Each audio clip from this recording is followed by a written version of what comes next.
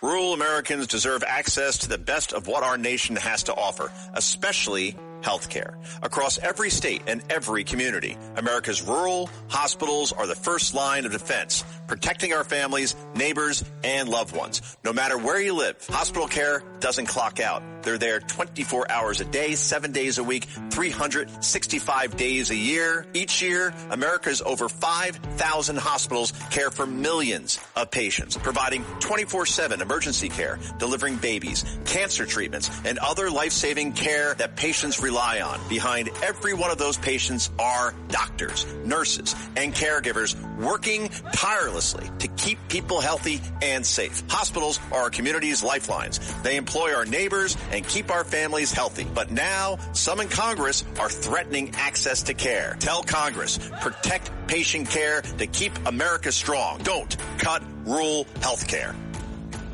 The Larry Kudlow Show on the Red Apple Podcast Network. All right, we return to coverage of the whatever breaking news on the war, and we bring in my good friend, General Jack Keane, retired four-star as senior strategic analyst for Fox News. General Keane, thank you for helping out. Kind of off the cuff. We appreciate it very much. Nobody knows this stuff better than you. And no one's been calling for this more than you have. And I agree. What can you tell us at this stage of the game? What does it look like to you, sir? Well, so our audience understands, to begin with, this is the two best proven militaries in the world, the Israeli and U.S. militaries, that have combined to conduct a joint operation here, and the first offensive campaign in our joint history to take down this diabolical, tyrannical regime once and for all, after almost 50 years of chaos and tyranny that they have caused, and killing literally thousands of Americans during that span of time as well. Credit President Trump and Prime Minister Netanyahu for the moral courage to see the historic opportunity and to seize it, given Iran is so vulnerable and weak.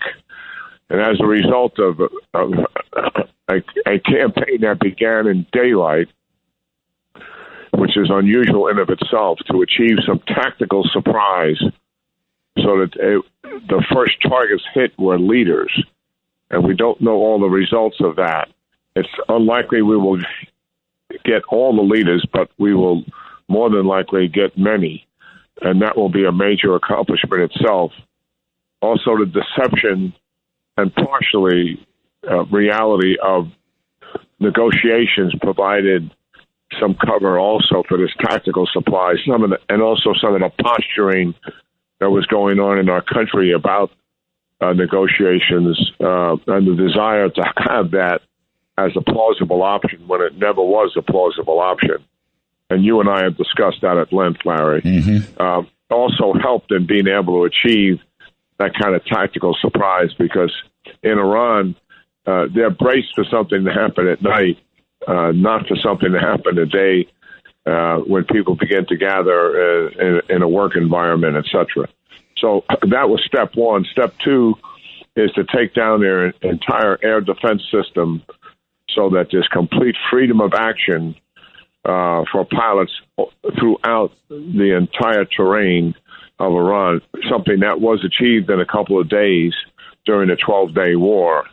And the psychological impact of jets flying, American and Israeli jets flying all over the airspace of Iran 24/7 over the next coming days and weeks cannot be underestimated in terms of the humiliation that has for the incumbent powers to be, and the strengthening of the resolve of the Iranian citizens to finally, at the end of the day here, do something about it. Early results are good news.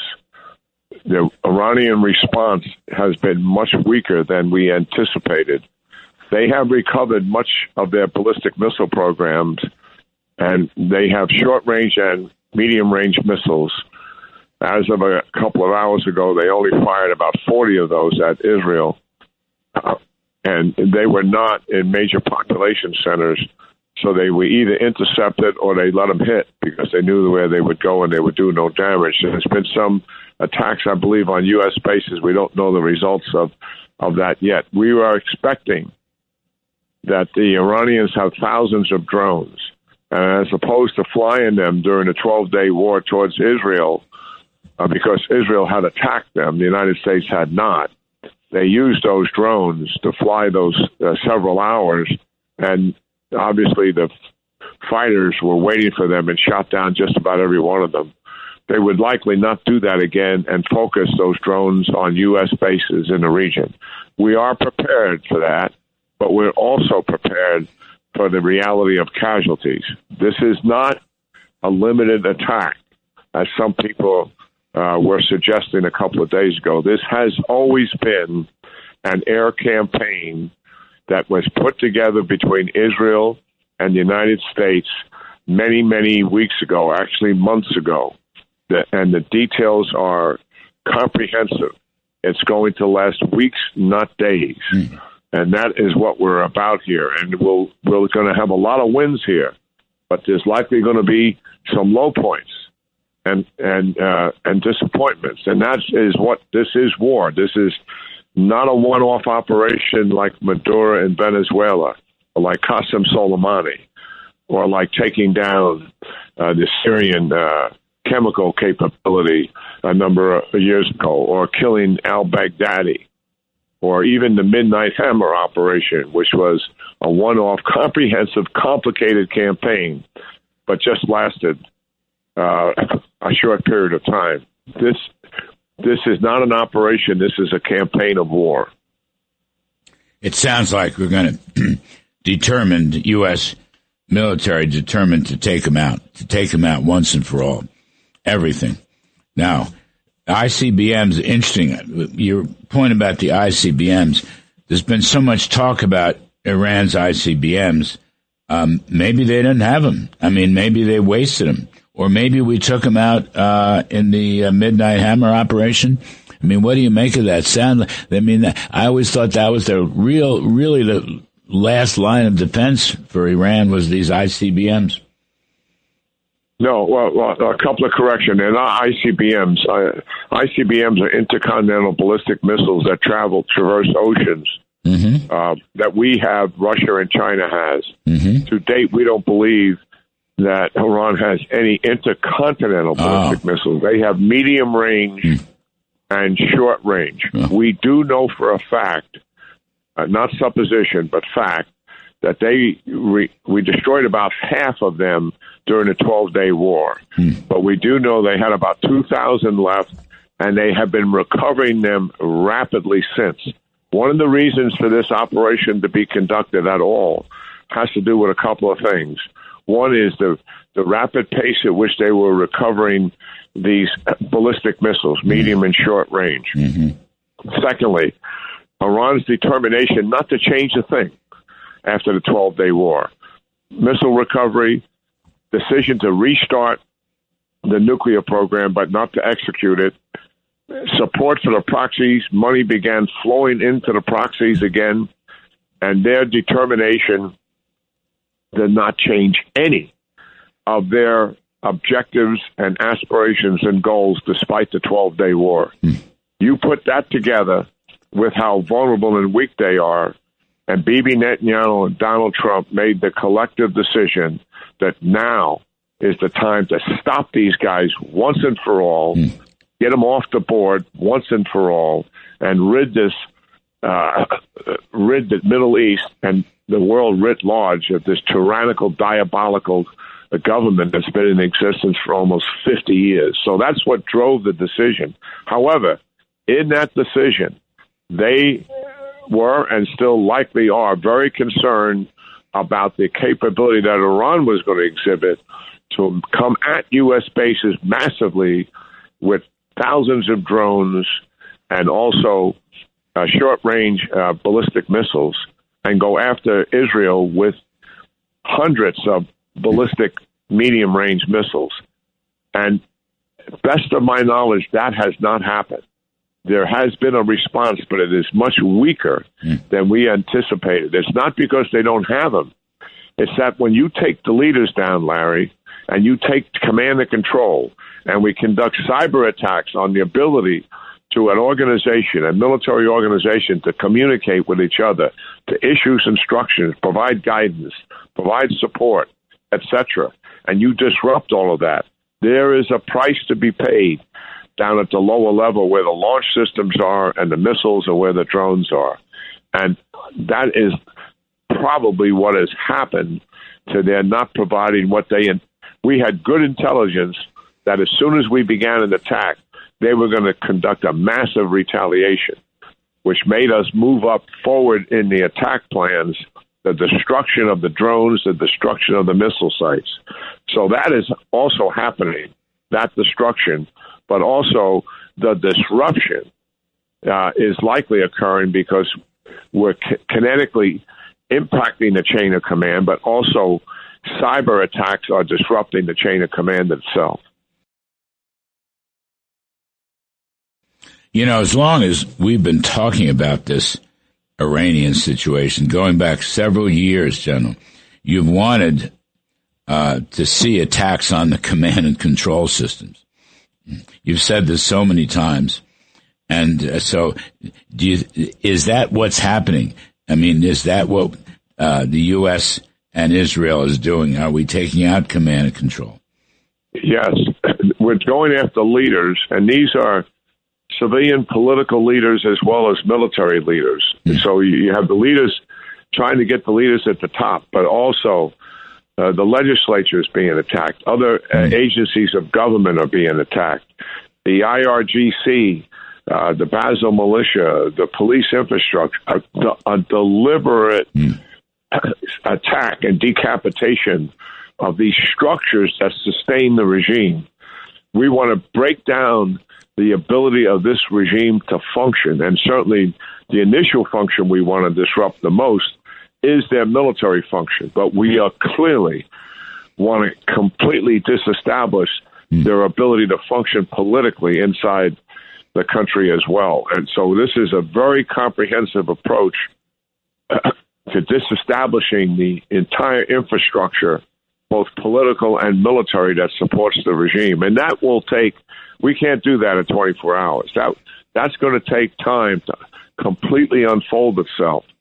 But we have the plans and we have the resources to do all of that, plus take down the missiles and the drones, etc. And whatever initial recovery they're trying to make of their nuclear sites, and we know what they're doing to the old sites. It's mostly assessment and some piece of recovery, but there's also one or two new sites that they've gone to, and we absolutely know where they are, and they will be hit as well.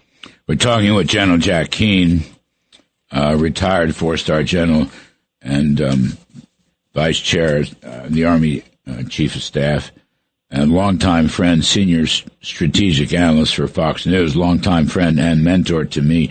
Can I just come back, General Keane, to the hitting the command and control and the leaders? Do we have any reports on hitting leaders?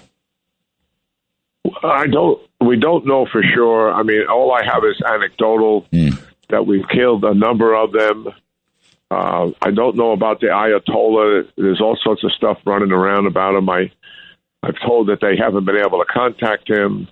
But I don't think we can make any conclusions about that. That's going to take some time, as you can understand, to unfold. In all of this, they're not going to likely volunteer, everybody that's been killed. And certainly those renderings were likely done by standoff capability using cruise missiles fired from airplanes or submarines at, outside of Iran itself. But we don't know if that's all that was done. We also know that there were some plans, for raids to be conducted on the ground, in and out, against selected targets. I don't know if any of that is unfolded, and if it did, they're not going to tell us anyway, based on whether those operations are complete or not. And they may not have chosen that option, but I know that there were plans being made, along those lines as well. I think what will happen, this is an operation that's planned for 2 to 3 weeks. I think what we'll see in a matter of days, Larry, countries will come together and try to get a ceasefire going here. So anticipate Qataris, Egyptians, Turkey, wanting to stop this. And what we have to have, and Prime Minister Netanyahu and President Trump will see right through that. We have military objectives that we need to conduct, and we have to finish this once and for all.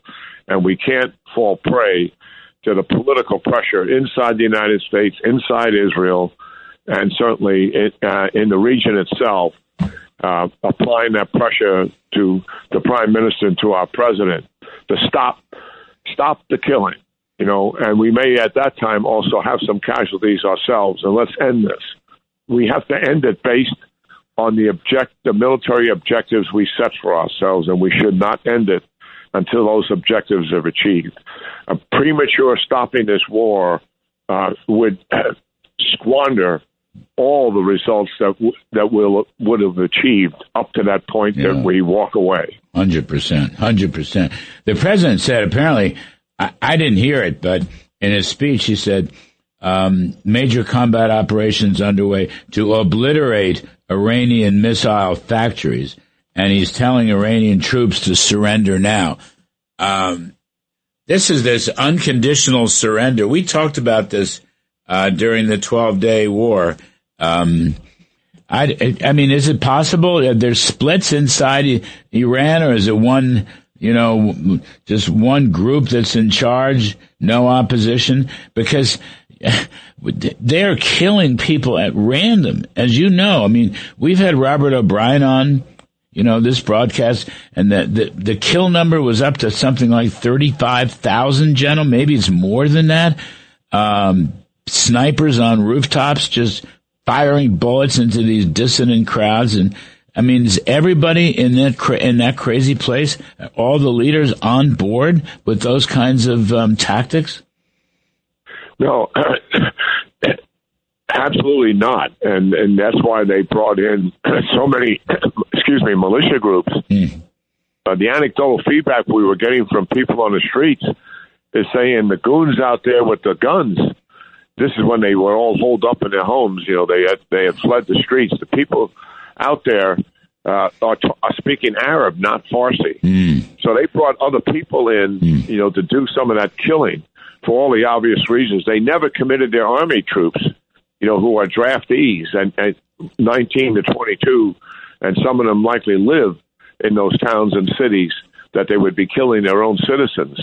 So, yeah, that has always been an issue for them. And listen, our CIA and obviously the Mossad is also working divisions within the government themselves to bring it apart and put pressure on them not to continue to support these diabolical leaders who are going to lead you all to your death, and to break from them. And that pressure is going to increase and mount. And certainly there's also Radio Free Florida, who's going in there and talking to the Iranian citizens. And our president dealt with them directly in his talk and appealing to them. This is your opportunity when the bombing stops to overthrow the regime. He is appealing to them, that he's telling them, I have come to help you. I have delivered what you asked for. Now it's going to be up to you. And obviously, whoever we're dealing with during that time frame, I'm hoping that we're able to, Larry, to bend them to our will, similar to what we're doing in Venezuela with the remaining thugs after Maduro's gone and after these elites are gone. Whatever thuggery we're still dealing with there, and it will be authoritarian, that we bend them to a will, and eventually, in time, and it will take time, to move from an authoritarian regime to a democratic government. Got it. General Keane, thank you, sir. So informative. You're very generous with your time. Our audience appreciates you very much. I'm sure you're going to be very busy and are very busy, but thank you ever so much for helping out. General Jack Keane, folks, senior strategic analyst for Fox News, and he knows things that other people don't know. Anyway, I'm Kudlow. We're going to take a break, and we're going to come right back and wrap this one, and then we're going to look at some more. We've got more experts. Dan Brouillette, former energy secretary, Mr. Trump's first term, will talk about some of this and also the oil situation. I'm Kudlow. We'll be right back. Thanks for listening to The Larry Kudlow Show. You can hear The Larry Kudlow Show Saturday mornings at 10. If you like the podcast, share it with your friends and listen anytime at WABCRadio.com and download the WABC Radio app. Hit that subscribe button on all major podcast platforms. Plus, follow WABC on social on Instagram, TikTok, Facebook, and X. See you next time for a new episode so you never have to wonder. What the heck is going on here? Every week, the Payne family cuts straight to the real financial story. The one question, Bob, everyone's asking is, are we in an artificial intelligence bubble? You've been through boom and bust. What do you think? No hype, no myths. Just what actually matters to your money. Does feel very similar to what we experienced in the 90s. Where are we, though? Are we in 1995, 1997, 1999? Listen to the Pain Points of Wealth on the Red Apple Podcast Network. LifeLock, how can I help? The IRS said I filed my return, but I haven't. 1 in 4 tax-paying Americans has paid the price of identity fraud. What do I do? My refund, though. I'm freaking out. Don't worry, I can fix this. LifeLock fixes identity theft guaranteed and gets your money back with up to $3 million in coverage. I'm so relieved. No problem. I'll be with you every step of the way. 1 in 4 was a fraud-paying American. Not anymore. Save up to 40% your first year. Visit LifeLock.com/podcast. Terms apply.